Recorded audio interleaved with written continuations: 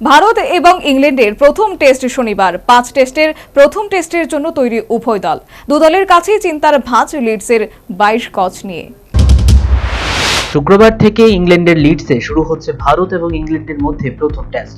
5 test সিরিজের প্রথম টেস্টকে নিয়ে রীতিমতো চিন্তিত উভয় দল, কারণ প্রথম টেস্টের 22 গজ কতটা সহায়ক হবে দুই দলের কাছে তা নিয়েই চলছে জোর চর্চা। তবে 24 ঘন্টার আগে হেডিংলির পিচ কিউরেটর জানিয়েছেন প্রথম টেস্টের উইকেট গ্রিন টপ থাকছে না, সমান ভারসাম্য থাকবে উইকেটে। উভয় ক্ষেত্রে ফায়দা তুলতে পারবে দু দলের ব্যাটসম্যান এবং বোলাররা।